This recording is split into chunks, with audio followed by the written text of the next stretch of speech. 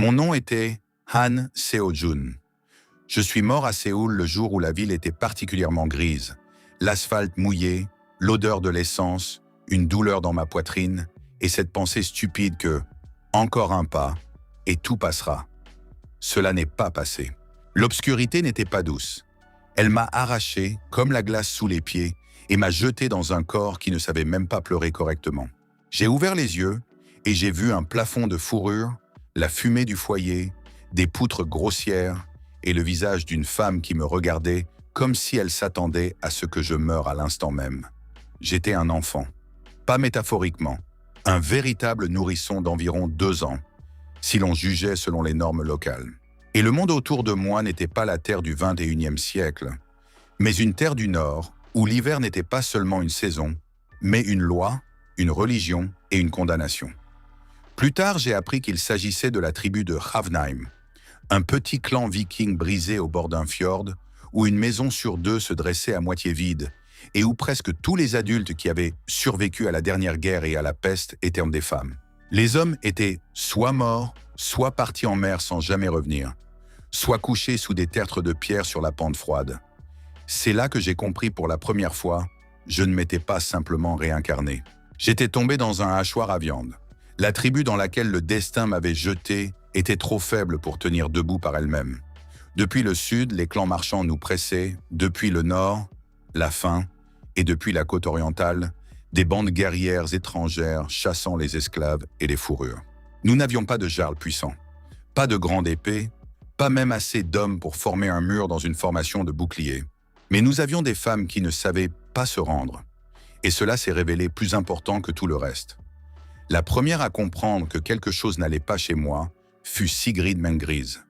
Elle n'était pas ma mère par le sang, mais dans la tribu, on me confia immédiatement à elle. Elle avait les mains d'un forgeron, le regard d'un chef et une voix capable de faire taire même un berserker ivre. Elle me prit dans ses bras, regarda mon visage et dit « Ce garçon est trop silencieux. Soit il est grand, soit il est déjà mort à l'intérieur. » Je ne répondis pas, je ne pouvais pas. Je la regardais seulement. Sigrid était la veuve du précédent chef. Son mari était mort lors d'un raid en mer, son fils, au Thing de l'année précédente, en défendant une terre disputée par quelqu'un d'autre. Après cela, le pouvoir dans la tribu s'était effondré. Formellement, nous avions un ancien, mais la véritable force reposait sur les femmes. Veuves, filles de guerriers tombés, artisanes, guérisseuses, et celles qui pouvaient tenir une hache. On me porta à travers la grande maison, où la fumée pendait sous le toit comme un esprit étranger. Là, ils dormaient tous ensemble, mangeaient un ragoût épais, réparaient les filets, cousaient des manteaux, aiguisaient les couteaux et tressaient des cordes. Et tout cela sous l'attente constante du désastre. Il n'y avait pas de paix ici. Même le rire ici était une survie. J'ai rapidement compris que le mot « faible » ici ne signifiait pas seulement un manque de force, mais aussi un manque de respect. Une tribu faible n'est pas une tribu, mais une proie. Et je ne voulais pas être une proie. Je n'étais coréen que par la mémoire. Chaque jour, la nouvelle vie se soudait en moi comme le froid dans l'os. J'ai commencé à comprendre la langue. J'ai commencé à distinguer les signes des clans. J'ai appris qu'un garçon ici ne peut pas simplement être sauvé. D'abord le monde le brise, puis le monde décide s'il est digne de devenir un homme. Et alors j'ai pensé pour la première fois, si je veux survivre, je devrais devenir jarl. Pas un jarl ordinaire, pas un jarl temporaire, pas une figure de façade, mais celui que les ennemis craignent, que les siens écoutent et dont les skalds se souviennent. Mon premier vrai souvenir de la tribu fut le jour du Thing. Un Thing n'est pas seulement une assemblée. C'est un lieu où la loi rencontre l'honneur, où les conflits sont tranchés devant tous, où les mots deviennent des armes pas moins dangereuses qu'une hache. Les gens ne viennent pas à un Thing pour la démocratie, comme on dirait dans un autre monde. Les gens viennent à un Thing pour montrer qui a le droit de parler au nom du peuple. Je me tenais à l'écart, enveloppé dans un manteau de laine, et j'observais les femmes de Ravnheim se disputer avec un vieil homme aux cheveux gris, nommé Aldor Langue de Pierre. Il faisait partie de ces hommes qui se souvenaient encore de la force qu'avait autrefois la tribu. Maintenant, pourtant, il ressemblait davantage à l'ombre d'un jarl qu'au jarl lui-même. Il exigeait obstinément que l'argent restant soit dépensé pour acheter du sel et du fer, et non pour des plans étrangers. « Nous avons besoin d'économie », disait-il. Pas de rêve, Sigrid lui répondit sans crier, mais de telle manière que l'air sembla devenir plus mince. Si tu ne nourris pas les enfants, tu n'auras rien à sauver. Les gens se turent. Même le vent devint plus calme pendant un instant. Puis un envoyé étranger prit la parole. Un marchand d'un clan voisin, souriant, à la barbe épaisse, avec un anneau à la main et une ombre d'avidité dans les yeux. Il proposait une protection et une alliance commerciale. Le prix était simple. Notre porc, une partie des fourrures, une partie du poisson et le droit pour leurs gens de traverser nos terres. Ce n'était pas une alliance, c'était une absorption lente. J'étais alors trop petit pour intervenir. Mais je compris l'essentiel. Les tribus faibles ne sont pas tuées par l'épée. Elles sont achetées avec des dettes, de la peur et des promesses. Après le Thing, la tribu se rassembla pour un festin qu'ils n'appelaient pas simplement un repas, mais quelque chose comme une fête sacrée avec des serments. Ils levèrent les coupes, se souvinrent des morts, et les anciens prononcèrent des paroles dont dépendait la loyauté future. Cela ressemblait beaucoup à un rite ancien, où, lors du festin, le serment, l'honneur et la mémoire liaient les gens à l'héritage des morts. Sigrid plaça devant elle une corne d'hydromel et dit « Que les morts entendent, nous n'abandonnerons pas le fjord. » Puis tous répétèrent après elle. Et moi, assis au bord de la table, je réalisais pour la première fois que dans ce monde, un serment n'est pas un ornement de discours. C'est quelque chose qui peut te tirer hors de l'avenir ou t'y noyer. Un enfant ici ne reçoit pas immédiatement un nom. D'abord, on voit s'il survit à son premier hiver. Puis là, s'il peut tenir une cuillère sans pleurer. Puis, s'il a peur du sang. Mais avec moi, cela se passa différemment. Un jour, alors que j'avais environ 5 ans, une vieille Volva vint dans la tribu, une femme voyante. On l'amena au foyer, on lui donna de la viande, de l'hydromel et une place chaude. Elle me regarda longtemps, puis Sigrid, puis soudain, elle sourit avec sa bouche édentée. Ce garçon a les yeux d'un loup qui ne sait pas encore qu'il est dans une cage. Sigrid se tendit. « Que vois-tu » La Volva tapota l'air avec un doigt osseux. « Il n'est pas de ce monde, mais son destin marche déjà sur nos routes. Il sera comme l'éclair dans une tempête d'hiver. Si tu le laisses pourrir, il vous tuera de l'intérieur. Si tu lui donnes un chemin, il deviendra celui qui élèvera votre maison au-dessus de tous les ennemis. » Après cela, elle sortit de son sac un petit os couvert de gravures, le jeta dans le feu et murmura quelque chose au sujet des Nornes, des fils du destin et du chemin déjà tissé, mais pas jusqu'au bout. Cette nuit-là, Sigrid me donna un nouveau nom. « Ragnar » dit-elle. Le nom n'était pas accidentel. Il sonnait comme un avertissement, comme un défi. Je l'acceptai parce que je compris. Han Seo-jun était mort.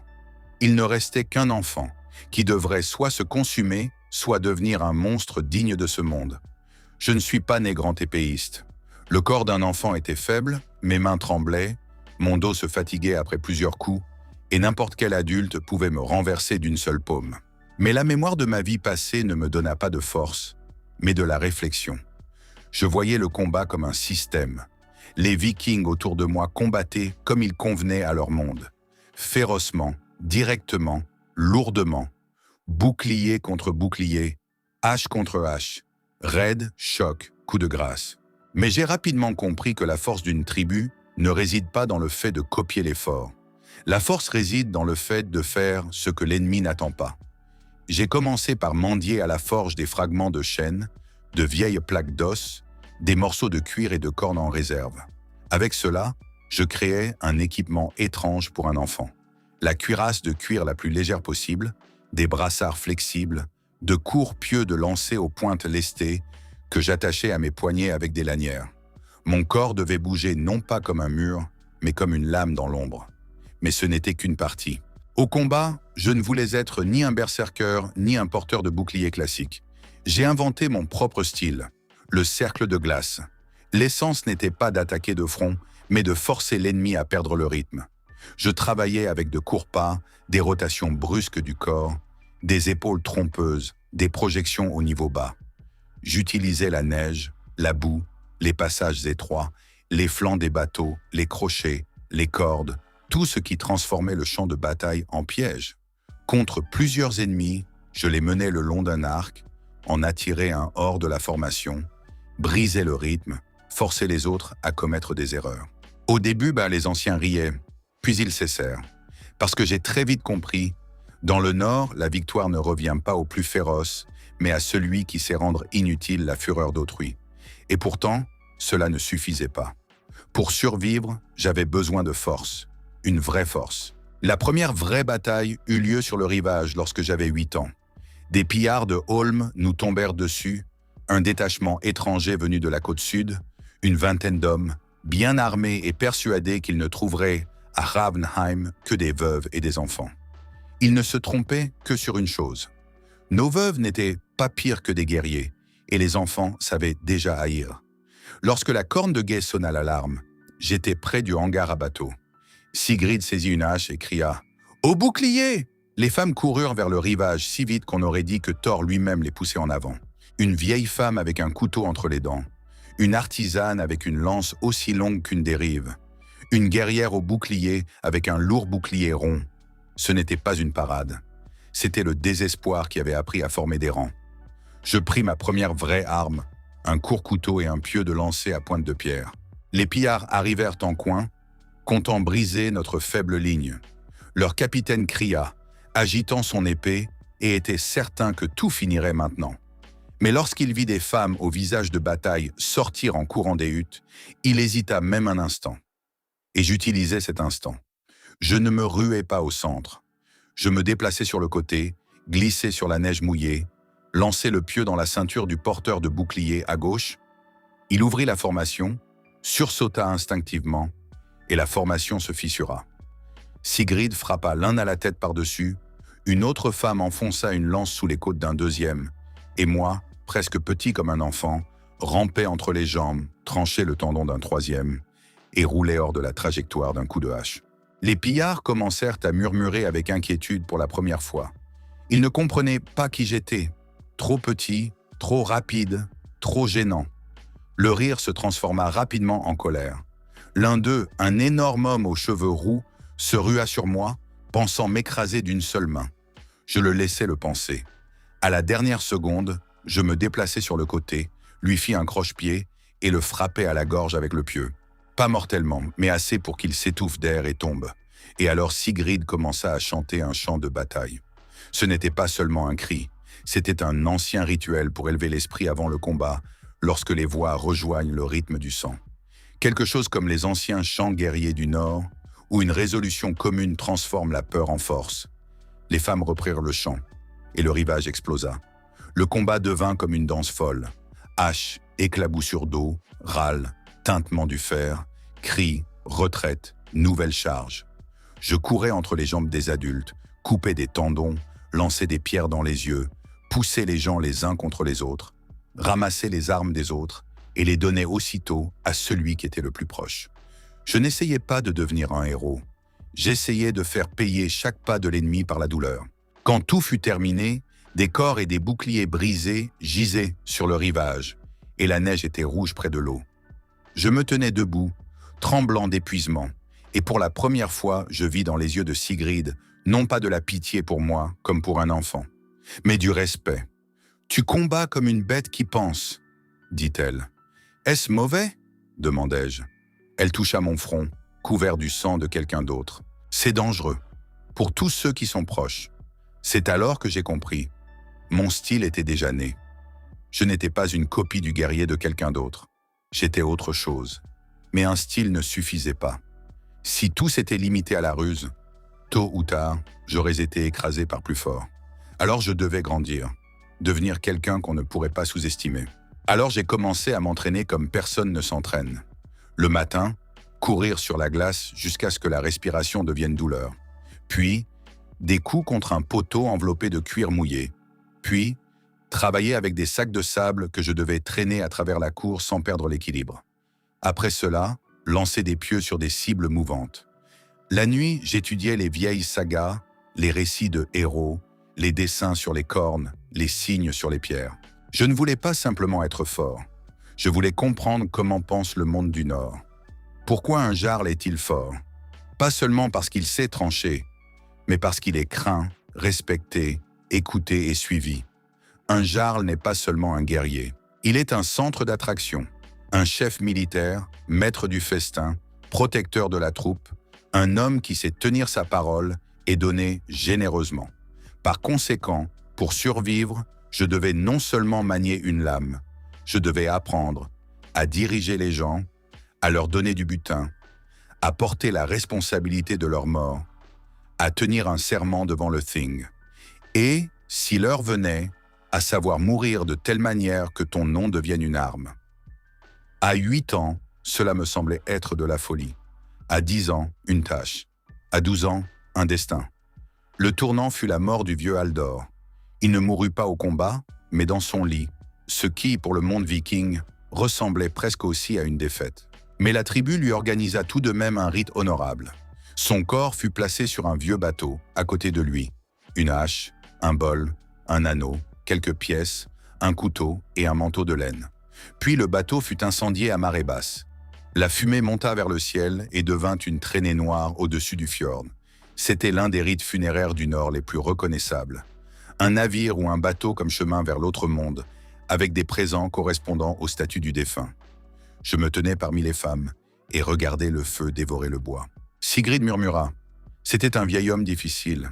« Oui, dis-je, mais il savait ce qu'était le devoir. » J'acquiesçai. Puis la Volva jeta une pincée d'herbe dans le feu et dit que la fumée montait correctement. Les gens répondirent par le silence. Après cela, tous levèrent dans les cornes et burent à la mémoire du mort. Ce n'était pas seulement un deuil, c'était une transition de pouvoir. C'est ce jour-là que Sigrid dit pour la première fois à voix haute « Un jour, Ragnar prendra la place de Jarl. » Beaucoup autour de nous sourirent, car j'étais bien trop jeune. Mais il n'y avait plus dans leur rire cette condescendance légère qu'il y avait eu auparavant. Parce qu'à ce moment-là, j'avais réussi à gagner plusieurs petites escarmouches, à ramener 3 captifs à la maison, à récupérer un sac de sel volé et à sauver du gel un enfant qui avait été oublié dans une maison éloignée. Je n'étais pas encore un guerrier, mais j'étais déjà celui qui rendait l'impossible légèrement moins impossible. Lors de mon 13e hiver, mon premier véritable signe me vint. Cela se produisit pendant un festin sacrificiel rituel, lorsque les anciens apportèrent un présent à Odin et Thor, demandant victoire et protection. Dans la tradition du Nord, les sacrifices saisonniers et les rituels comme le Blot étaient une manière de demander la faveur des dieux et de renforcer l'unité. Nous nous tenions près de la pierre du sanctuaire. Il y avait des traces de sang et de cendres sur la neige. L'odeur de viande, de fumée et de laine mouillée flottait dans l'air. La Volva traça des runes sur la pierre, puis me regarda et m'ordonna de poser ma main sur la marque sombre et calcinée. « Tu veux la force, dit-elle, mais la force aime un prix. » Je posai ma paume. Et au même instant, le monde sembla se fendre. Je ne vis pas une vision au sens habituel, mais comme si 2 mondes avaient été superposés.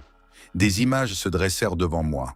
Un loup noir sur la glace, un navire en feu, un bouclier fendu en 2 et un immense pilier de lumière atteignant le ciel. Puis quelque chose claqua en moi et je sentis une nouvelle sensation apparaître dans mes muscles. Non pas une force brute, mais un contrôle. À partir de ce jour, mon style changea. Je cessai simplement de glisser sous un coup. Maintenant, je commençais à sentir le rythme du combat à l'avance. Non pas comme de la magie, mais comme une compréhension hypersensible du tempo, où l'adversaire poserait son poids, quand il déciderait de bondir en avant, à quel moment son bouclier s'ouvrirait légèrement. Cela ne fit pas de moi un sorcier, cela fit de moi un chasseur. Les vieux guerriers diraient que je n'entends le hugre de l'ennemi. Les modernes, que ma réaction est trop bonne. Peu m'importait. L'essentiel était qu'après cela, pour la première fois, je pouvais combattre des adultes non seulement par la tromperie, mais aussi comme leur égal dans un bref échange. Et alors j'ai compris. Mon chemin vers le titre de Jarl ne pouvait plus être arrêté par une force ordinaire. Lorsque j'eus 15 ans, un désastre plus grave que les précédents s'abattit sur nous. Du sud arriva un détachement de mercenaires engagés par des clans voisins. Ils interceptèrent la route du nord par laquelle circulaient le sel, le fer et le poisson séché. Sans cela, nous pouvions survivre, mais nous ne pouvions pas grandir. La route est l'artère de la tribu, et si elle est coupée, un clan faible meurt lentement. Sigrid rassembla les guerriers. Les femmes enfilèrent les cottes de mailles, les hommes levèrent les boucliers, les adolescents préparèrent les lances. Nous étions peu nombreux. L'ennemi était mieux armé et avancer avec la confiance de ceux qui nous considéraient déjà morts. StudySmarter.co+, un avant de partir, nous accomplîmes un rite de serment auprès de l'anneau dédié au Dieu. Pour la première fois, je vis des gens poser leurs paumes sur un objet sacré et promettre publiquement de tenir jusqu'au bout. Ce n'était pas un spectacle, c'était un serment capable de changer le destin de toute la troupe. Sigrid parla la première. Je jure de ne pas laisser le fjord sans protection. Après elle, les autres. Lorsque vint mon tour, tout le monde se tut. J'étais trop jeune pour que mes paroles décident de quoi que ce soit, mais je comprenais déjà le prix d'un serment public. Je jure, dis-je, que si l'ennemi traverse la route, il n'en repartira que par le sang. Quelqu'un baissa les yeux. Quelqu'un sourit en coin. Mais Sigrid me regarda comme si, pour la première fois, elle voyait non pas un enfant, mais un futur chef. La bataille fut rude. Sur la route enneigée, les boucliers s'entrechoquèrent si fort que des étincelles jaillirent sous les rebords de fer. Les lances se brisèrent contre les côtes de mailles. L'un des mercenaires tenta de percer la formation avec une lourde hache, mais je le frappai au genou, puis au poignet, puis à la gorge avec un court couteau. Pas joliment, pas héroïquement, mais efficacement. Je combattais différemment de tous ceux qui m'entouraient. Tandis que les autres tenaient en la ligne, je travaillais comme une fracture. J'entrais dans une fente étroite, l'élargissais, brisais le rythme, sortais le plus dangereux de la formation, puis disparaissais aussitôt. À un moment, les ennemis commencèrent à chasser non plus les porteurs de boucliers, mais moi. Et c'était juste, parce qu'à cet instant, je les forçais déjà à dépenser leur attention là où il ne fallait pas. Sigrid le remarqua et cria « Ragnar, à gauche !» Je me laissai tomber dans la neige, rouler, me relevai et vis le commandant ennemi juste devant moi. Il était plus grand que moi d'une tête, plus âgé de 20 ans, et certain que j'étais maintenant fini. Il avait une longue épée et un lourd manteau de fourrure. Il abattit son arme sur moi par-dessus. Je ne reculai pas.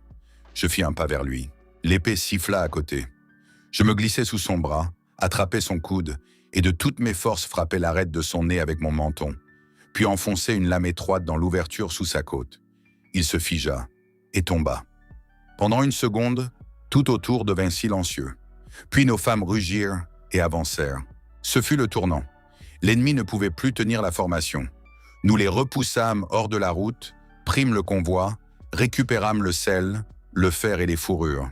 Et surtout, pour la première fois, nous montrâmes aux voisins que Ravnheim n'était plus une proie facile. Cette nuit-là, près du feu, Sigrid posa silencieusement devant moi un bracelet de combat, le signe même qu'un guerrier reçoit non pas pour son âge, mais pour le droit de s'asseoir parmi les adultes. « À partir d'aujourd'hui, dit-elle, tu n'es plus un enfant. Tu es le Huskarl de notre maison. » Ce fut le premier pas vers le titre de Jarl, et il fut sanglant. Mais même après la victoire, notre maison ne devint pas forte instantanément. Les trophées devaient être partagés, les blessés, soignés, le convoi, gardés, les alliés, convaincus et les envieux, contenus. Et c'est ici que commence ce que les chants ne montrent pas. Non pas la bataille, mais le prix de la victoire. Un mauvais jarl peut prendre du butin. Un bon jarl doit faire en sorte que le butin ne déchire pas la tribu de l'intérieur. J'ai commencé à apprendre cela plus tôt que je ne le pensais. Je veillais à ce que les blessés reçoivent la viande en premier, à ce que les veuves ne reçoivent pas les pires morceaux, à ce que les jeunes guerriers reçoivent non seulement des louanges, mais aussi une part de butin qu'ils pourraient de montrer à leur famille. Je distribuais moi-même les trophées comme si j'étais déjà assis sur le haut siège de la grande maison.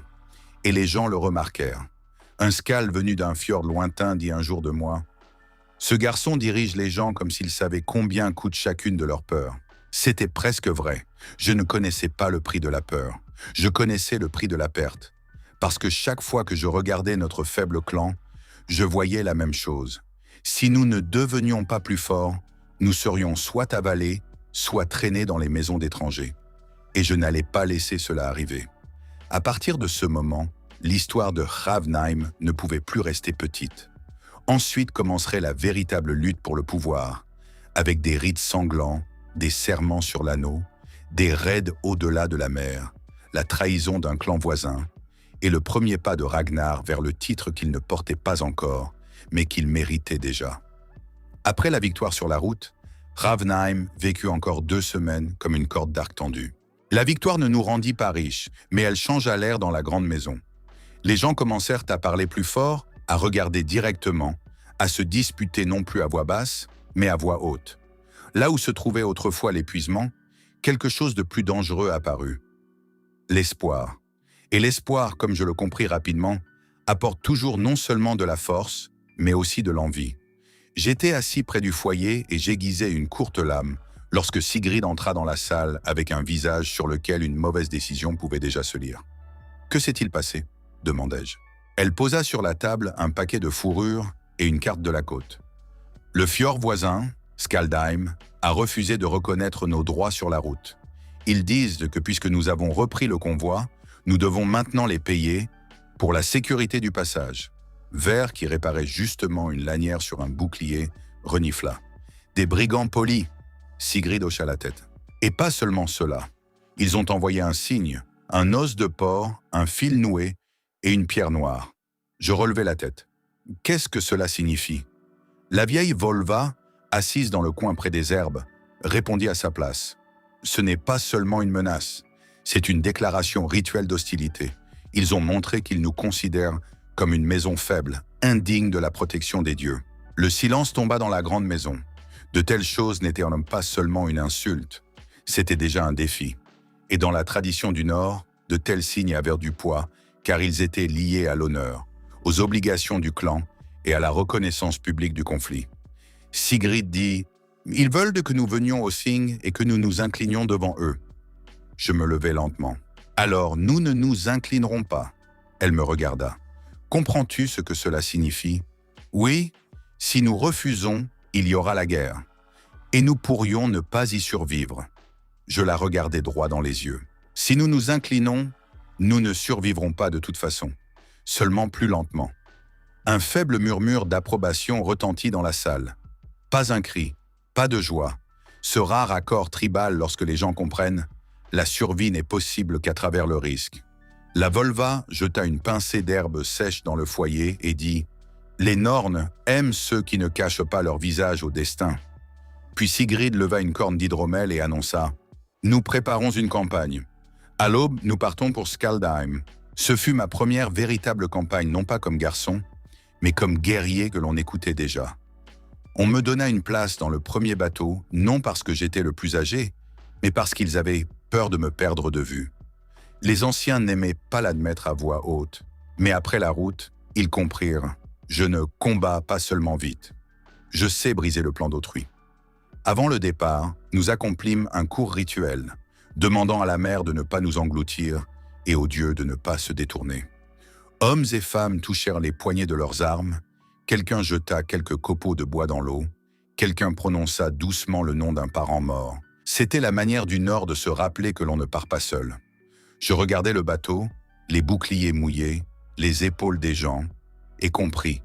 Maintenant, je n'avais pas le droit de commettre une erreur. En mer, nous voyageâmes en silence. Les jours étaient gris, le ciel bas, comme s'il se préparait lui-même à la bataille. Le premier soir, je m'assis à côté d'une fille nommée Hilda Chante du Nord. Elle était la meilleure archère de la tribu, mais au combat, elle préférait une courte lance et riait toujours au mauvais moment, comme si elle considérait la mort comme une mauvaise plaisanterie. « Penses-tu vraiment pouvoir nous sortir de Skaldheim » demanda-t-elle. « Pas moi seul, répondis-je. « Mais crois-tu que tu le peux » Je regardais l'eau sombre. « Je crois que si nous n'essayons pas, nous serons effacés sans laisser de traces. » Hilda sourit en coin. « Tu parles comme un vieil homme. Et toi, tu ris comme une personne qui n'a pas encore vu le vrai froid. » Elle désigna ma lame d'un signe de tête. « Pourtant, tu combats étrangement. Ce qui est étrange survit parfois plus longtemps. » Elle plissa légèrement les yeux. « Me le montreras-tu » ? Si nous survivons. Elle rit et son rire se dissout dans le vent. Skaldheim se révéla être non pas une forteresse, mais un établissement de fjord avec une haute palissade, des entrepôts de sel et la grande maison du Jarl sur une colline. Des charmes sculptés pendaient au-dessus du toit et aux portes, des peaux de loup tendues comme signe de force. C'était un lieu où l'on aimait montrer l'ordre, mais en réalité tout reposait sur la peur. Ils ne nous attendaient pas comme une armée. Ils nous attendaient comme des suppliants. Et précisément à cause de cela, leur capitaine commit une erreur. Il sortit vers nous avec 3 hommes, souriant comme s'il avait déjà gagné d'avance. Ravenheim, dit-il, nous avons entendu parler de votre récent courage. C'est bien que vous soyez venu. J'allais justement discuter de votre part de la route. Sigrid ne répondit pas. Je fis un pas en avant. Ta part est là où tu l'as gagnée. Son sourire trembla légèrement. Tu es trop petit pour parler au nom de la tribu. Et toi, tu es trop lâche pour parler au nom d'un jarl. À cet instant, ses yeux s'assombrirent. Je compris que j'avais frappé au bon endroit. Il posa lentement sa main sur la poignée de son épée. « Attention, garçon !» Et alors Hilda parla derrière mon dos. « Pas garçon, Ragnar. » Ce nom était déjà connu. Pas de tous, mais connu. Et c'est exactement ce qui changea les expressions sur les visages aux portes. Le capitaine me regarda, puis Sigrid, puis notre troupe de bateaux, et pour la première fois compris. Devant lui, il n'y avait pas une requête. Devant lui, il y avait le début de la guerre. « Vous êtes venu en vain, dit-il. »« Non, répondit Sigrid. C'est toi qui nous as convoqués en vain au ting d'autrui. » Le premier coup vint d'eux. Le capitaine se rua en avant, s'attendant à ce que notre petite troupe se désagrège. Mais dans le nord, ce qui décide les choses n'est pas le courage d'un seul homme, mais la vitesse à laquelle il rassemble une formation. Nos boucliers se levèrent en mur et une bataille commença, dans laquelle il n'y avait pas de place pour les beaux gestes. Seulement la boue, la glace, l'acier, le souffle et la douleur. Je travaillais de nouveau dans mon style. Je ne repoussais pas l'ennemi. Je n'essayais pas de copier les guerriers lourds. J'entrais sous le coup comme un couteau d'encens entre les côtes de la réalité. Mon combat était court et vicieux. Pas, déplacement, coup tranchant au poignet, frappe au genou, poussée d'épaule, sortie de la ligne. Quand quelqu'un essayait de m'enfermer dans un cercle, j'en tirais un à l'extérieur et transformais sa position en erreur de tout le groupe. Hilda tirait presque à bout portant. Sa lance entrait dans les interstices entre les boucliers comme un oiseau volant dans une fenêtre avant une tempête. Sigrid, cependant, était la plus terrifiante de toutes. Elle ne faisait pas que trancher. Elle brisait le moral. Sa hache trouvait les coups, les coudes, les genoux. Chacun de ses coups semblait final.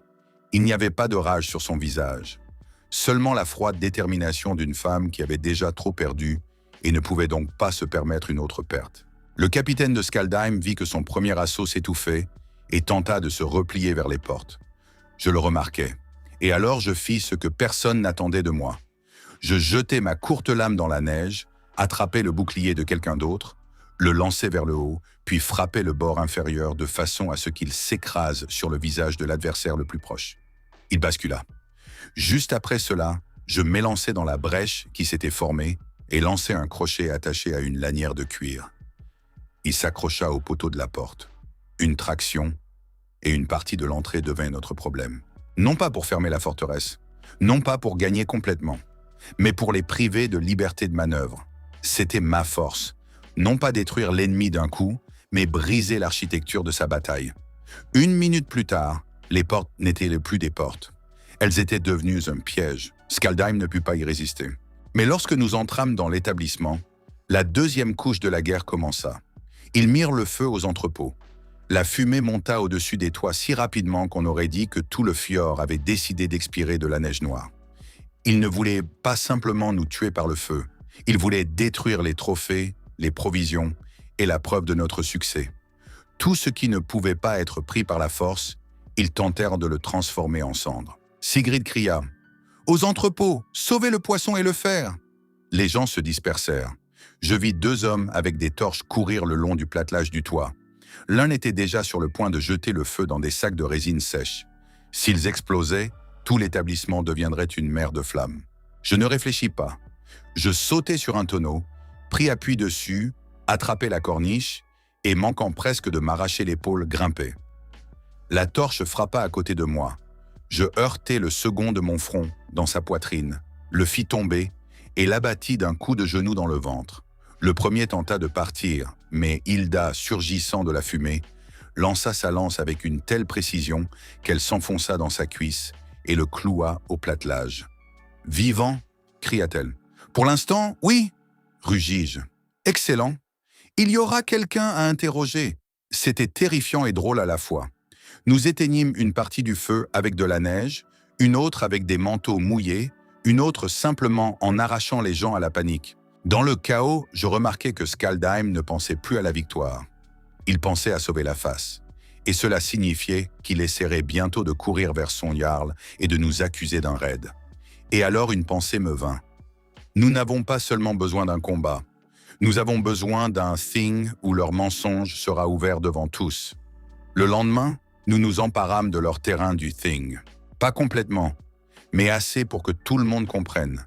Ravnheim n'était pas la victime ici. Nous entrâmes dans le cercle où les disputes étaient habituellement tranchées et plaçâmes notre signe près de leur pierre. Sigrid exigea un examen public du conflit. Le Jarl de Skaldheim ne pouvait pas refuser. Trop de gens avaient en vue la bataille de la nuit et les entrepôts brûlés ne pouvaient plus être cachés.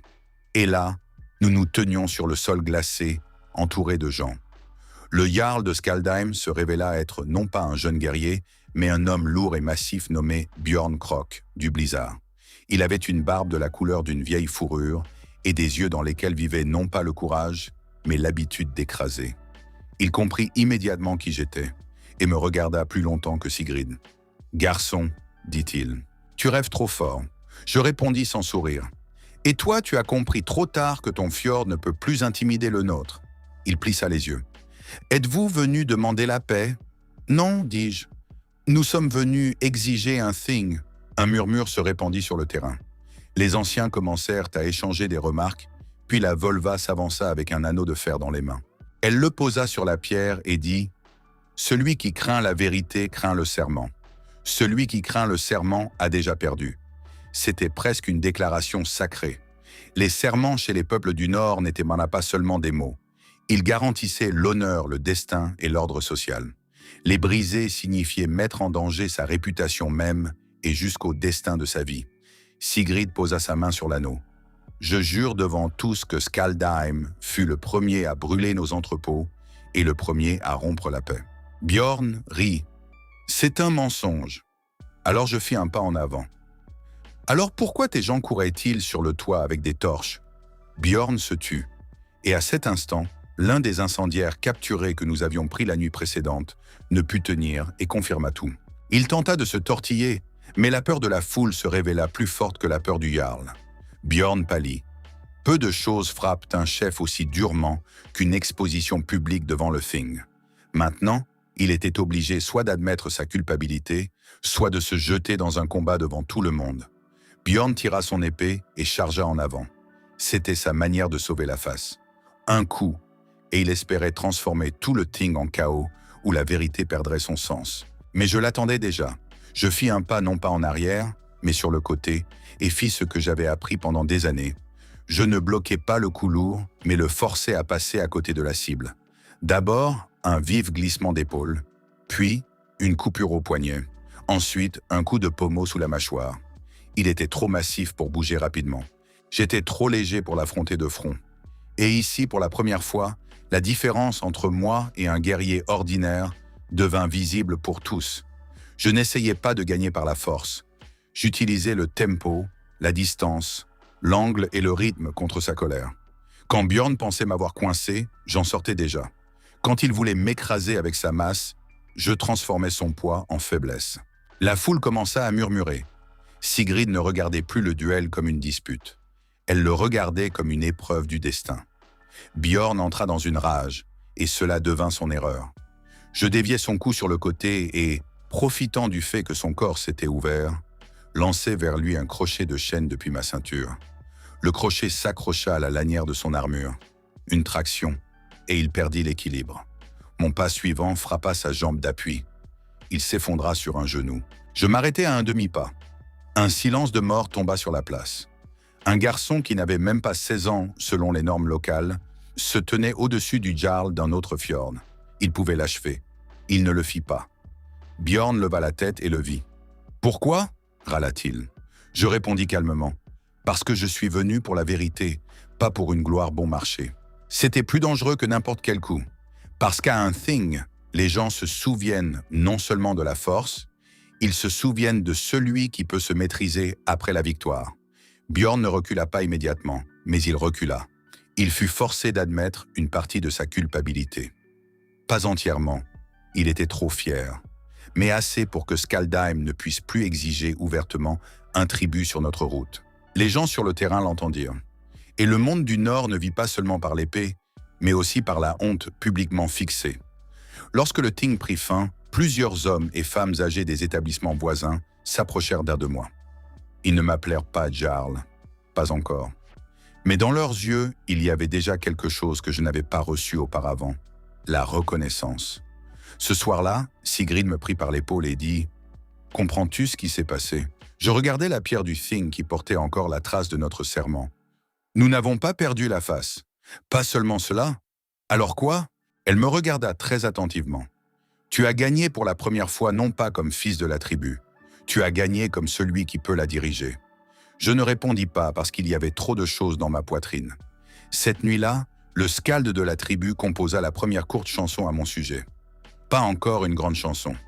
Seulement une ligne disant que Ragnar marche dans la neige et la trace derrière lui ne disparaît pas. Pour quelqu'un d'autre, c'était une bagatelle. Pour moi, le début d'un nom. Mais plus ma renommée montait, plus je voyais clairement l'essentiel. Ravenheim n'était toujours pas sauvé. Oui, nous avions gagné la route.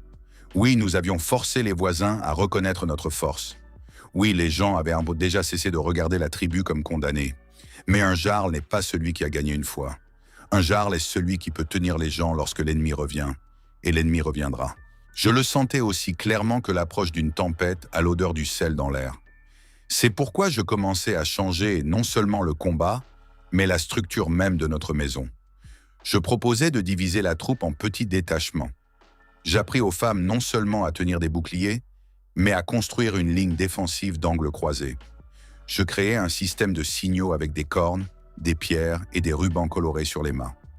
J'ordonnais de fabriquer des lances de réserve plus légères et plus longues, afin qu'elles puissent non seulement frapper des stocks, mais aussi accrocher l'ennemi dans la boue. Au début, les gens ne comprirent pas, puis ils s'y habituèrent, puis ils commencèrent à y croire. Sigrid dit un jour dans la salle près du feu, « Ce garçon a la tête d'un jarl, pas celle d'un enfant. » Je répondis, « Alors donne-moi encore quelques années, et je le prouverai à tous. » Elle me regarda longtemps. « Pas à tous, dit-elle finalement. D'abord à toi-même. » Et ce fut le conseil le plus juste que j'avais reçu depuis ma réincarnation.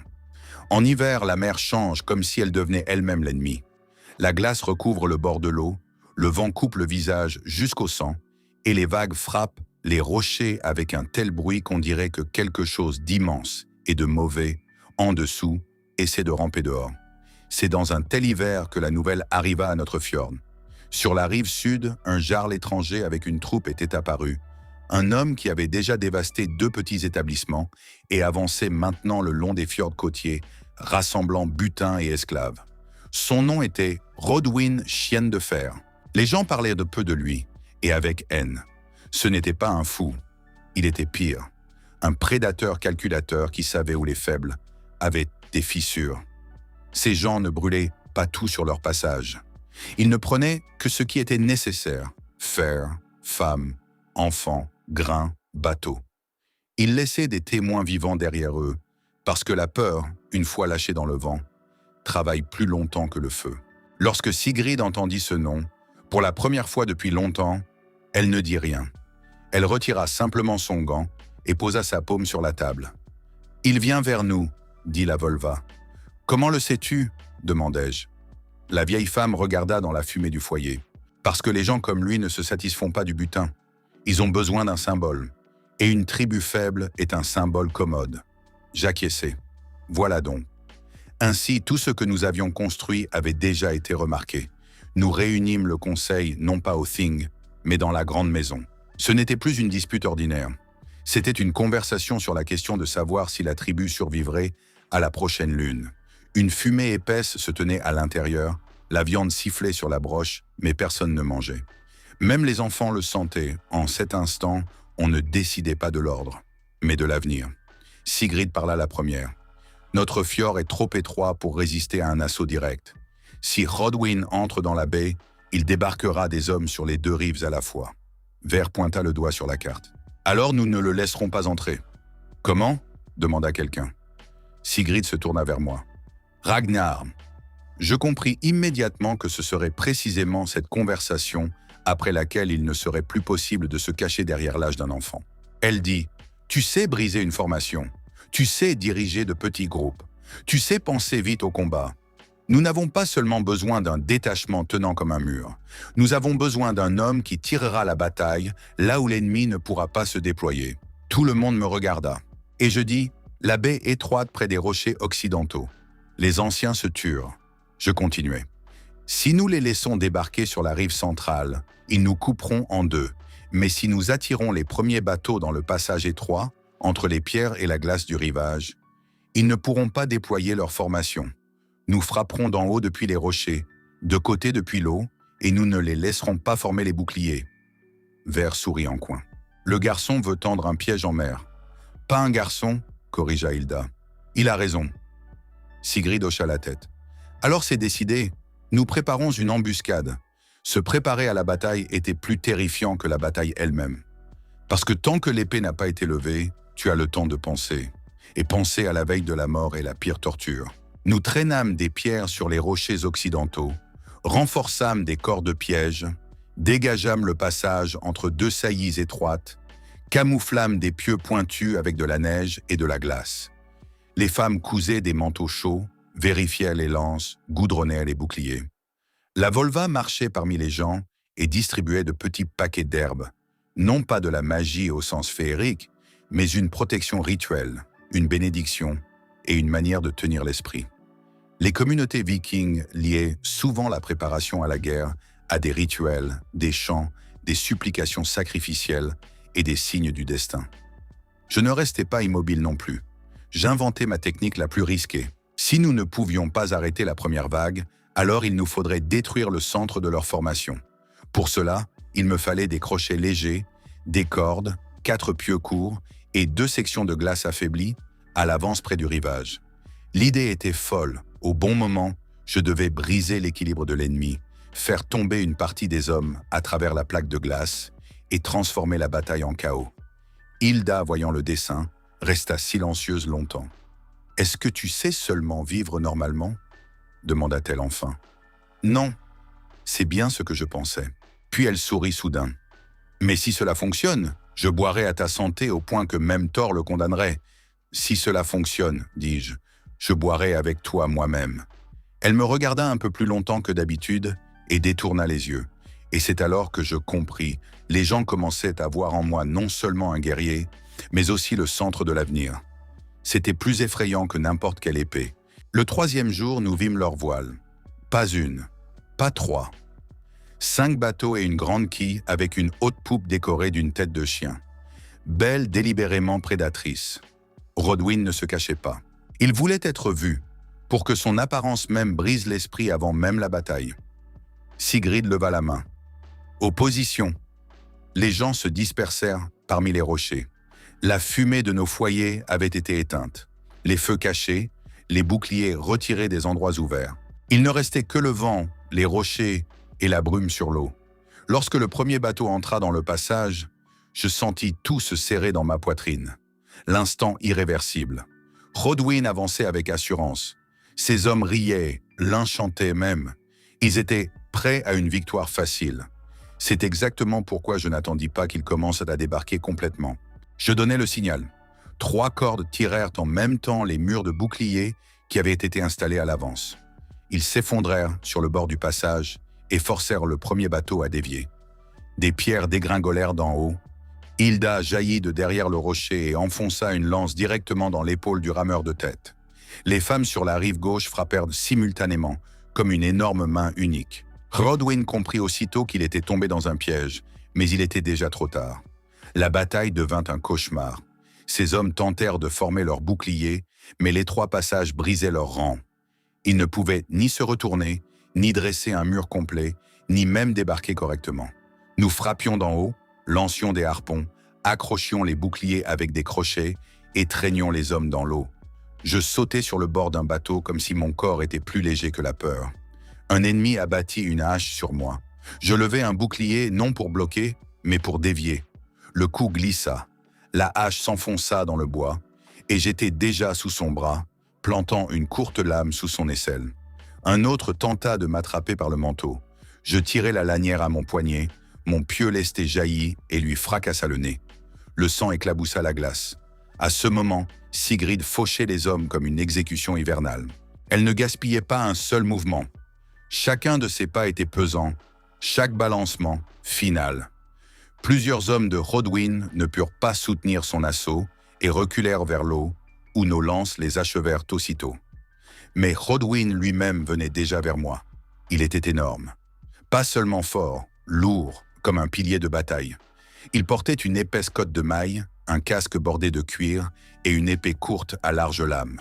Il ne courait pas. Il avançait comme un chasseur qui avait déjà choisi sa proie. « Alors c'est toi ce chiot ?» grogna-t-il. « Et toi, tu es ce chien qui a oublié qu'il peut se noyer ?» répondis-je. Ses yeux flamboyèrent. Il frappa le premier. Je me décalai, sentant l'air siffler là où ma tête s'était trouvée une seconde plus tôt. Le coup suivant vint en diagonale, lourd, fracassant, meurtrier. Je ne l'encaissais pas. Je me déplaçai simplement vers le bas, glissai sur la glace mouillée et le frappai à la cheville avec mon poing. Pas mortellement, mais assez pour lui faire perdre son centre de gravité. Hrodwyn rugit et fonça sur moi avec une telle force que la neige craqua sous ses pieds, et alors mon plan fonctionna. Je reculai exactement là où la glace avait été affaiblie à l'avance. Il marcha derrière moi avec trop de confiance. Sous le poids lourd, la fissure se propagea instantanément. D'abord une, puis une autre. Hrodwyn ne parvint à le remarquer que lorsque le bord de la glace céda et que sa jambe plongea dans l'eau glacée. Il agita les bras, essayant de se retenir. Je ne lui donnais pas cette chance. Un crochet de corde le frappa à l'épaule, puis un second, à la poitrine. Deux des nôtres tirèrent brusquement et il perdit l'équilibre. Puis une pierre tomba d'en haut et frappa son casque. Il chancela, et je m'écrasai contre lui de tout mon corps. Pas comme un homme fort, comme un coin qui ne doit pas s'arrêter. Nous nous effondrâmes dans l'eau et la glace en même temps. Le froid frappa si fort que je faillis devenir aveugle. L'eau s'enfonça dans mes poumons comme un couteau, mais je réussis à refaire surface, attraper le bord de la glace, me hisser hors de l'eau et vis Hrodwyn, respirant lourdement, déjà en train d'essayer de sortir. Il était fort, très fort, et c'était exactement pourquoi je devais faire ce que je ne voulais pas faire. Je pris à ma ceinture la dernière courte lame que j'avais gardée en réserve et frappai non pas la gorge, non pas le cœur, mais la lanière de l'armure près du ventre même. La cotte de maille glissa, une ouverture apparut dessous, et j'y enfonçai la lame. Hrodwyn se figea. La mer tonnait autour de nous, les gens criaient, les boucliers s'entrechoquaient, mais à cette seconde, il y eut du silence entre nous. Il regarda lentement vers le bas, puis vers moi. « Tu n'es pas seulement un enfant » râla-t-il. Je ne répondis pas. Il tomba à genoux directement dans l'eau glacée, et alors sa troupe vacilla. Quand un chef tombe, les gens cessent de croire en l'invincibilité, et cela est parfois plus terrifiant que la mort. La victoire nous coûta cher. Nous perdîmes 3 personnes tuées, 6 furent grièvement blessés, plusieurs autres souffrirent d'engelures et de coupures. Mais Hrodwyn recula. Ces hommes prirent les corps et partirent, sans même essayer de sauver la face. Leur jarl chien mourut près de nos rochers, et cette nouvelle se répandit le long de la côte plus vite que le vent. Le soir, tout Ravnheim se rassembla dans la grande maison. Non pas pour célébrer, pour reconnaître. Le butin fut posé sur la table. Du fer, plusieurs épées, des pots, de l'argent, un croc étranger comme signe de victoire sur un chef étranger. La volva jeta des herbes dans le feu. Les femmes levèrent leurs cornes. Les anciens guerriers restèrent silencieux, comme le font ceux qui ont déjà compris. Un nouveau centre de gravité était apparu dans la tribu. Sigrid se leva et dit « Aujourd'hui, Ragnar n'a pas seulement sauvé la baie. Il a montré qu'il peut mener les gens à la victoire, et pas seulement abattre l'ennemi. » Un grondement parcourut la salle. Elle leva la main, et tout le monde se tut. « Nous n'avons pas de jarl de trop, mais nous avons quelqu'un qui porte déjà plus qu'un enfant ne devrait porter. Si quelqu'un pense que je mens, qu'il le dise maintenant. » Personne ne dit rien. Alors la volva s'approcha du foyer, prit une plaque de bois sculptée et la plaça devant moi. « Ceci est le signe de la maison, » dit-elle. Pas un titre, pas encore, mais la mémoire du clan. Puis elle brûla les runes de mon nom dessus. À cet instant précis, je compris. Le chemin vers le titre de jarl n'était plus une théorie. Il était devenu réalité. Mais c'est précisément après une grande victoire que vient le moment le plus dangereux. Parce que maintenant, les gens attendent de toi non pas un miracle, mais une continuation. Ils te regardent déjà comme celui qui peut décider de ce qui arrivera ensuite. Et si tu ne réponds pas à l'attente, la déception tue plus vite qu'une flèche. Quelques jours après la bataille, Hilda vint me voir. Son visage était dur. « Il y a un problème. » « Quel genre ?» « Sur la rive orientale, ils ont trouvé les débris d'un bateau étranger. Et pas seulement étranger. Il y avait sur le flanc des marques que je n'ai vues que chez un seul clan. « Lequel ?» Elle resta silencieuse un moment. « Notre ancien allié. » Je relevai la tête. « En es-tu sûr ?»« Oui. Mais il y a quelque chose d'encore pire. »« Quoi ?» Avec eux se trouvait un envoyé que nous considérions comme mort depuis l'automne dernier. Je me levai lentement. La trahison n'est pas simplement un nouvel ennemi. C'est un ennemi qui sait où se trouve ta maison. Et alors je compris. La bataille pour Ravnheim n'était pas encore terminée. Elle n'avait fait qu'atteindre le niveau le plus terrifiant. Parce que maintenant, contre nous, il n'y aurait pas seulement des gardes extérieurs et des pillards, mais aussi ceux qui avaient autrefois été assis au même feu que nous. Et cela signifie que le prochain coup viendra de l'intérieur. Après la victoire sur Hrodwyn, les choses auraient dû devenir plus faciles à Ravnheim, mais elles empirèrent. C'est toujours ainsi. Lorsque l'ennemi recule à l'extérieur, la peur, l'envie et les vieilles rancunes commencent à résonner plus fort à l'intérieur de la tribu. Les gens qui s'étaient sus hier parlaient aujourd'hui. Ceux qui ne m'avaient pas remarqué auparavant commençaient à regarder trop intensément. Et dans ces regards, il n'y avait pas seulement du respect. Il y avait aussi ce que je haïssais le plus, l'attente de ma chute. StudySmarter.co+1. Le Scald qui était assis près du foyer chantait déjà de courtes lignes à mon sujet. Les femmes prononçaient mon nom, non pas comme celui d'un enfant, mais comme celui d'une personne capable de rendre l'avenir à la tribu. Les anciens ne m'avaient pas encore appelé Jarl, mais ce mot était déjà suspendu dans l'air. Et plus ils se rapprochaient, plus le silence entre les gens devenait dangereux. Puis la première disparition étrange eut lieu. Einar Sel disparut, l'un de nos éclaireurs. Un homme inégal, au caractère difficile, mais utile. Il connaissait les sentiers de la rive orientale, savait lire les traces et pouvait trouver un bateau à son ombre sur l'eau. On ne l'avait pas vu depuis 2 jours. Puis son manteau fut retrouvé près des pierres et à côté, des traces de bottes étrangères. Sigrid convoqua immédiatement un conseil. Il faisait étouffant dans la grande maison, la fumée pressait contre les poutres noires, la viande bouillait dans le chaudron, mais personne ne mangeait. Les gens comprenèrent déjà, ce n'était pas seulement une disparition, c'était le premier nœud d'un nouveau désastre. « Il a été enlevé », dit Hilda. « Ou bien il est parti de lui-même », grogna l'un des vieux hommes. Sigrid frappa la table de sa paume. « N'ose pas dire des sottises alors que nous avons le sang de Hrodwyn sur les mains et des traces brûlées sur la rive orientale. » Elle me regarda. « Ragnar, qu'en penses-tu » Je restai silencieux un instant. Je voulais dire que c'était une affaire extérieure. Mais je le sentais déjà. Non, pas seulement extérieure. Quelqu'un vérifiait nos points faibles avec trop de soin. D'abord les provisions, puis l'incendie, maintenant la disparition d'un éclaireur. C'est une chaîne, pas une coïncidence. C'est un espion, dis-je, et pas le nôtre. La Volva, assise dans l'ombre, leva lentement les yeux. Peut-être pas seulement un. Le silence devint lourd. Bientôt, il apparut qu'Einar n'avait pas simplement disparu. On l'avait vu au quai en compagnie d'un homme portant un manteau coûteux et un signe étranger sur sa fibule. C'était un envoyé de l'alliance voisine, celle-là même qui avait auparavant essayé d'acheter notre route. Maintenant, l'image se formait avec une rapidité terrifiante. Quelqu'un voulait affaiblir Ravnheim de l'intérieur en transmettant des informations sur les routes, les réserves, la défense et les nombres. « Donc il y a un rat parmi nous », dit Ver lorsque nous inspections le rivage. « Et pas seulement un », répondis-je. Sur la glace, nous trouvâmes non seulement des traces, mais aussi de petits morceaux de cire portant un sceau. Pas un sceau officiel, mais personnel. Un signe utilisé pour un transfert secret. C'était déjà presque une preuve. Presque. Mais pas assez pour un thing. Sigrid serra les dents. « Nous avons quelqu'un à l'intérieur de la tribu qui nous vend ?» J'acquiesçai. « Ou qui a peur ?» Cela n'a pas d'importance. Pour la guerre ? Non. Pour le jugement, cela en a. Elle me regarda très attentivement, comme si elle décidait quelle part de Jarl il y avait déjà en moi et quelle part de garçon restait encore. « Que proposes-tu » Je répondis aussitôt. « Nous avons besoin d'une épreuve rituelle de loyauté, publique, devant tout le monde. » Les vieux hommes échangèrent des regards. La Volva hocha lentement la tête. « Il parle d'un serment sur l'anneau et d'un festin de vérité. Si quelqu'un ment devant tous et sous le rituel, les dieux le voient.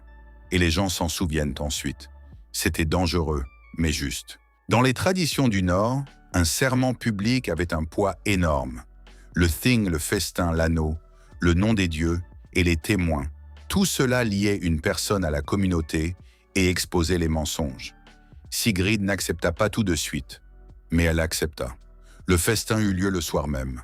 Pas un festin de fête, un festin d'épreuve. Dans la grande maison, les tables furent disposées de manière à ce que tout le monde puisse être vu. Un grand anneau de fer fut placé sur la pierre centrale, non pas sacré au sens religieux, mais dédié au serment. Les torches brûlaient sur les murs, et leur lumière rendait les visages des gens nets, presque sculptés dans le bois. Au début, ils mangèrent en silence. Puis Sigrid se leva et dit « Aujourd'hui, nous ne célébrons pas la victoire. Aujourd'hui, nous cherchons celui qui veut vendre notre fjord à des étrangers. » Un murmure retentit dans la salle. Elle continua. « Tous ceux qui sont venus ici comme membres de Ravnheim doivent toucher l'anneau et jurer qu'ils n'ont pas transmis d'informations à l'ennemi. Que celui qui ment ne me craigne pas moi, qu'il craigne son destin. » Les gens se levèrent un par un, touchèrent l'anneau et prononcèrent les mots. Certains tremblaient, certains étaient en colère, certains parlaient trop vite, mais la plupart étaient honnêtes, jusqu'à ce que vienne le tour de Geir, le silencieux. Il n'était pas le guerrier le plus fort, pas le plus respecté, mais très utile. Il aidait à l'entrepôt, réparait les filets, accompagnait les convois. On l'aimait pour son calme.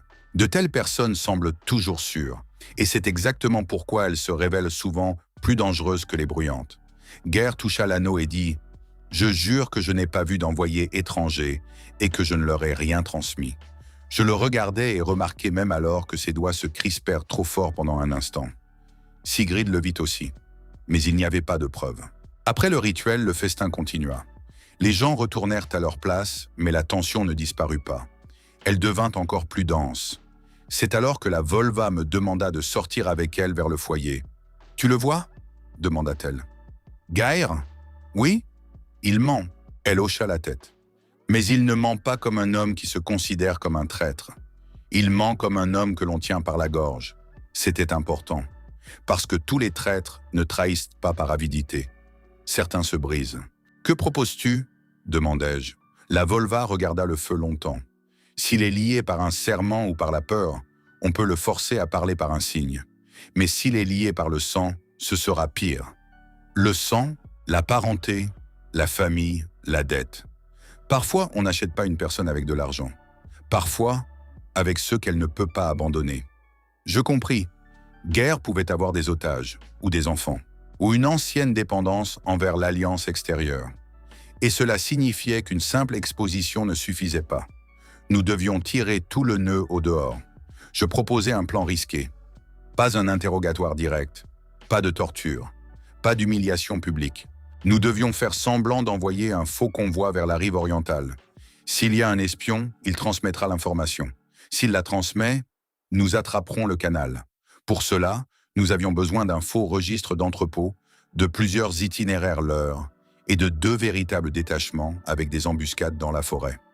Sigrid resta silencieuse longtemps, écoutant mon plan. « Si tu te trompes, nous perdrons des gens, » dit-elle. « Si nous n'essayons pas, nous perdrons la tribu. Tu parles de plus en plus durement, parce que sinon ils nous couperont en morceaux. » Elle me regarda, puis hocha la tête. « Fais-le. » Ce fut la première décision qu'elle me confia, non pas comme à un fils de la tribu, mais comme à une personne dont la parole avait déjà du poids. Nous commençâmes immédiatement les préparatifs. Les registres furent remplacés dans l'entrepôt. De vieux sacs et des caisses voyantes furent placés dans les bateaux. Une charrette fut délibérément chargée de fer afin d'avoir l'air particulièrement précieuse. Et 2 garçons silencieux qui savaient faire semblant d'être confus furent assis à côté. En réalité, la cargaison devait passer par une autre route. Nous attendîmes. Et le rat vint. Seulement ce n'était pas Geir. Au début, je crus m'être trompé. Mais ensuite, la nuit, l'un des travailleurs leur vit une femme en manteau sombre apparaître à l'entrepôt.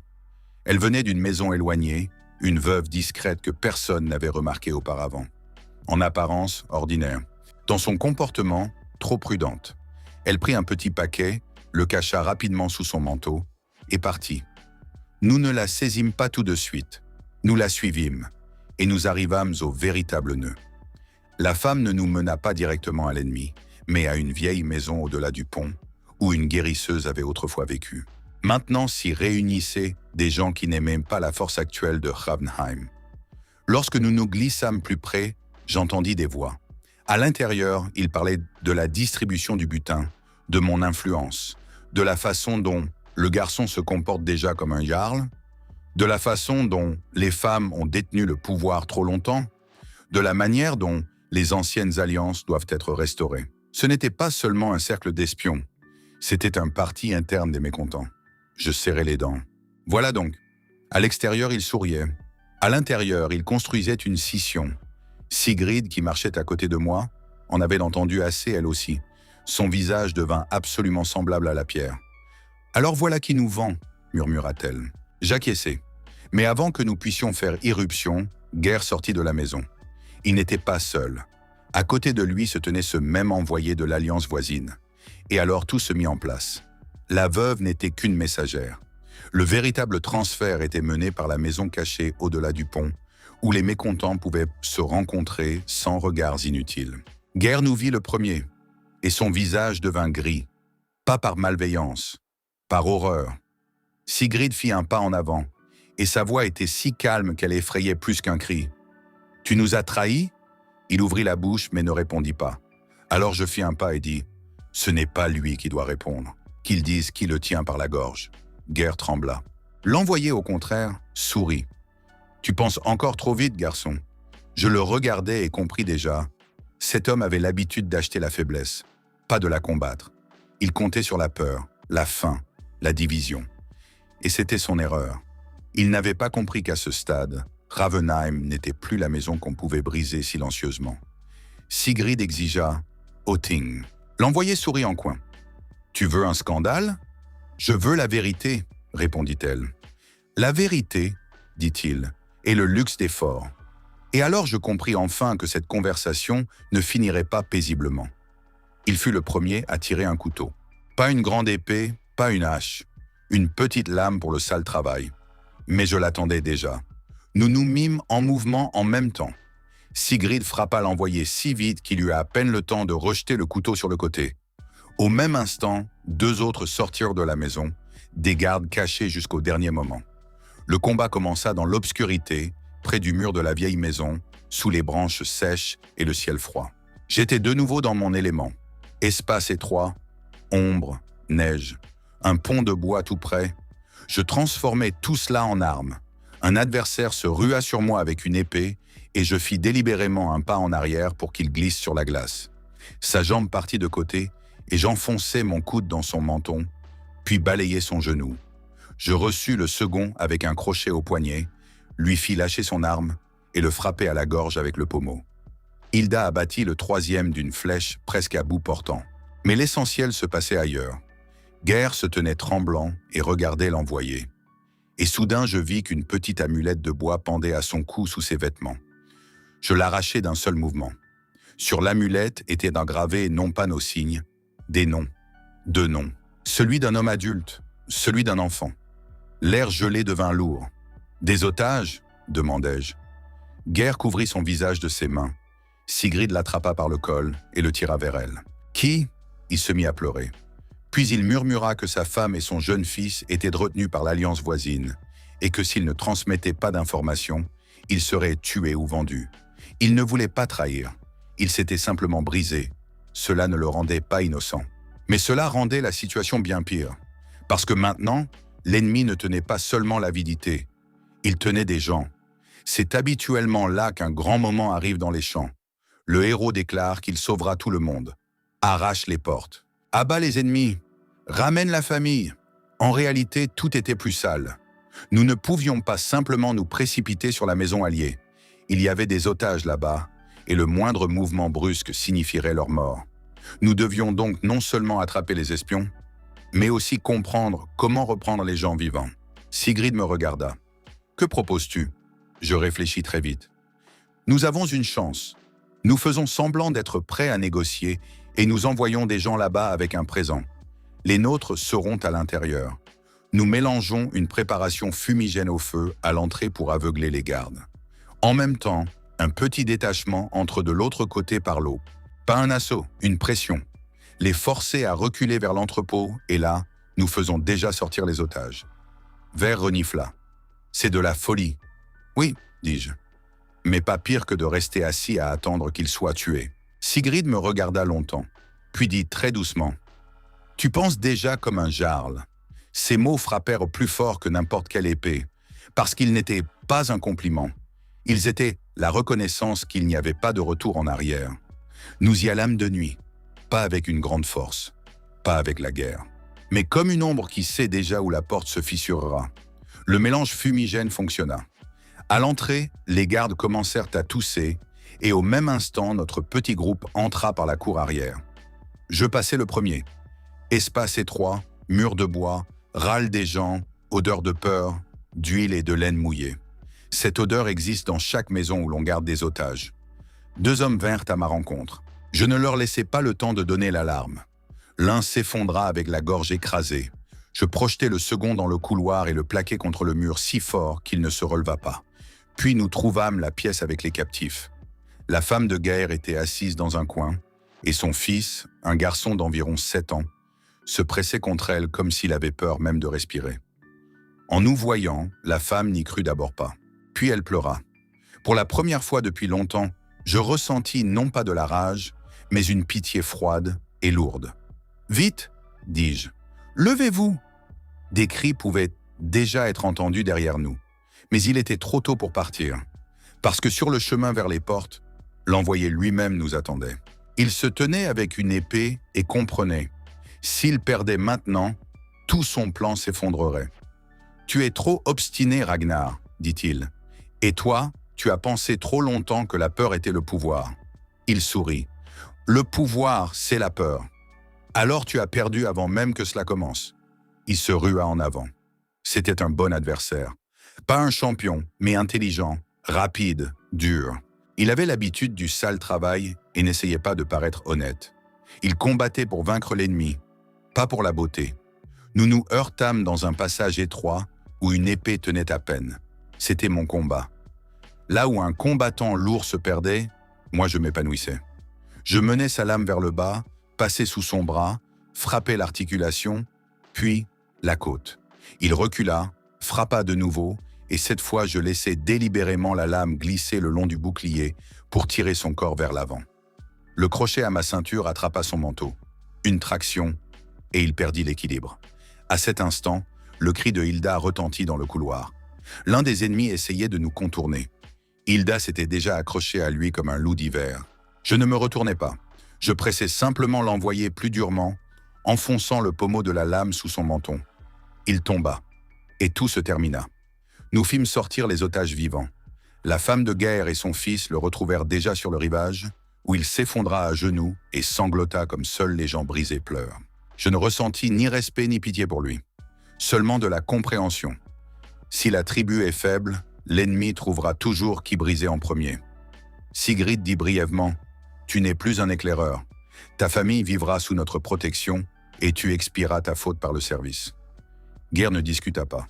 Othing nous montrâmes publiquement l'amulette, les sceaux et les preuves du lien avec l'Alliance. Le nom du traître n'était plus un secret.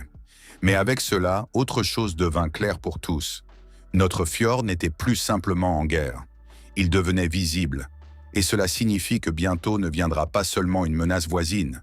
Une force plus sérieuse viendra. Le soir, dans la grande maison, le skald se tint devant le feu et commença une nouvelle chanson. Cette fois, il ne parla plus d'un garçon. Il parla de Ragnar qui déchire les filets de l'ennemi, mène les gens sur la glace et ramène les captifs des ténèbres. J'étais assis au bord de la table, j'écoutais, et je compris, le titre de Jarl n'était plus un rêve. C'était une question de temps et de prix, et le prix continuait de grandir. 9. Un regard dans les profondeurs. Tard dans la nuit, lorsque la maison dormait, la Volva vint me voir. Elle s'assit près du foyer et resta silencieuse longtemps. Puis elle dit « As-tu remarqué ?»« Quoi ?» ?»« Depuis que tu es apparu, ton nom a commencé à vivre séparément de toi. » Je la regardai. « Est-ce une bonne chose ?»« Pour l'avenir, oui. Pour toi, dangereux. » Elle hocha la tête vers le feu. « J'ai vu les fils. Les Nornes tirent déjà ton chemin vers le grand sanctuaire. Là où l'on choisit non pas simplement des guerriers, mais des chefs. Et si tu l'atteins, tu devras décider qui tu deviendras, un homme aimé ou un homme craint. » Je restais silencieux. Puis je demandai, « Peut-on être les deux ?» La Volva sourit en coin. « On le peut, mais pas longtemps. » C'était une réponse très nordique. Je restais assis à regarder le feu. Mon ancienne vie en Corée semblait maintenant presque comme un rêve. Il y avait d'autres villes, d'autres peurs, d'autres règles. Ici, la vie se décidait sur la glace, dans la fumée, dans un bateau et au ting. Et pourtant, je me sentais de plus en plus réel précisément ici. Parce qu'ici, ma force avait un prix. Et ici, je ne pouvais plus être seulement un survivant. Je devais devenir celui qui survit pour tous. Après l'exposition de guerre, un bref répit vint à Ravnheim. Bref, comme le calme avant la tempête. Les gens commencèrent à se considérer plus forts, mais je savais, c'était une illusion. La victoire sur Rodwyn et le sauvetage des otages nous avaient rendus visibles, et une maison faible visible n'est pas seulement une cible. C'est un défi. Maintenant, non seulement les jarls voisins, mais aussi les clans lointains commencèrent à envoyer leurs gens, leurs envoyés, leurs signes. Certains proposaient une alliance, certains exigeaient un tribut, certains se contentaient d'observer, évaluant si nous valions la peine d'être brisés immédiatement ou s'il valait mieux attendre. Studiesmarter.co+, un Sigrid réunit un conseil près du foyer et dit « Nous ne devons pas seulement survivre, nous devons devenir tels que même ceux qui sont plus forts que nous craignent. » Tout le monde hocha la tête, puis elle me regarda. « Il y a un chemin. » Je savais déjà ce qu'elle voulait dire. « Le sanctuaire. » Elle hocha la tête. « Le grand sanctuaire de Thor. Un lieu sur une île rocheuse où les jarls et les chefs de la côte se rassemblaient une fois toutes les 3 lunes. Ce n'était pas seulement un temple, c'était un centre de pouvoir où avait lieu le rituel du Blot, un grand sacrifice où les serments devenaient loi et où les victoires en duel déterminaient alliance et inimitié. Les gens n'y venaient pas pour prier, ils y venaient pour le pouvoir. Seuls les clans forts pouvaient y envoyer un représentant. Les faibles ne le pouvaient pas. Mais si une maison faible montrait sa force, elle pouvait en revenir avec des alliés, des traités et une réputation valant 10 victoires. « Si nous envoyons quelqu'un, dit Sigrid, ce doit être toi. » Le silence tomba dans la salle. Je ne fus pas surpris, je m'y attendais. « Je suis prêt. » Hilda sourit en coin. « Tu es toujours prêt, mais le sanctuaire n'est pas un thing. Il n'y aura pas simplement des jarls là-bas. Il y aura des champions. » « Je sais. » La Volva ajouta, « Et là-bas, les dieux regardent plus attentivement. Si tu réussis l'épreuve, ils te marqueront. Sinon, ils t'oublieront. » C'était un défi, et je l'acceptais. Le voyage vers le sanctuaire prit 2 semaines. 2 semaines en mer, à travers les tempêtes, devant des rivages hostiles et des rochers où vivaient ceux qu'il valait mieux ne pas rencontrer. Nous devions rassembler une troupe, des provisions, des armes et des gens qui ne se briseraient pas à mi-chemin. Je choisis un détachement de 16 personnes. Hilda, Veir, Sigrid, la Volva, les 6 meilleurs guerriers, 3 éclaireurs et 3 femmes qui savaient soigner et négocier. Ce n'était pas le plus grand détachement, mais le plus équilibré. Avant le départ, nous organisâmes un petit blot, un rituel sacrificiel pour la chance sur la route. La Volva trancha la gorge d'un bélier, le sang fut mélangé à de l'hydromel, et des gouttes furent aspergées sur le navire et sur nos mains. Puis tous levèrent les cornes et jurèrent de revenir. Ce n'était pas seulement un rituel, c'était une manière de nous rappeler qu'il n'y avait pas une promenade devant nous, mais une épreuve. La mer nous accueillit avec un vent froid et une eau grise. Le 3e jour, une tempête commença. Le bateau grinçait, les vagues frappèrent le flanc, Hilda s'accrochait aux vergues, Veir maudissait les dieux, et je me tenais à la barre et apprenais à sentir le navire. Parce qu'en mer, la bataille ne commence pas avec une épée. Elle commence avec celui qui voit le premier une ombre à l'horizon. Le 5e jour, nous rencontrâmes des pirates. Pas un clan fort, mais une bande de 3 bateaux chassant les navires isolés. Ils nous virent et décidèrent que nous étions une proie facile. Erreur. Nous n'attendîmes pas leur attaque. Je donnai le signal, et Hilda décocha la première flèche directement dans le rameur du bateau de tête. Puis nos lances volèrent dans les mâts. Ver et Sigrid prirent chacun une rame et commencèrent une manœuvre pour exposer le flanc. Les pirates ne s'attendaient pas à de la résistance. Ils s'attendaient à la peur. Lorsque leur premier bateau commença à couler, les autres essayèrent de partir.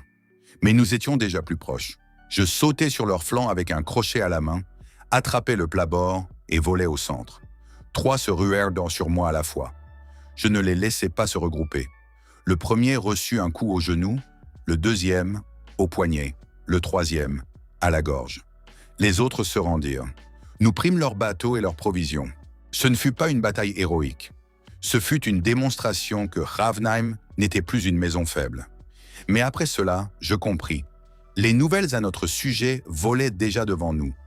Nous arriverions au sanctuaire non pas comme des suppliants, comme ceux que l'on attendait déjà. Le sanctuaire ressemblait au coup des dieux contre le rocher.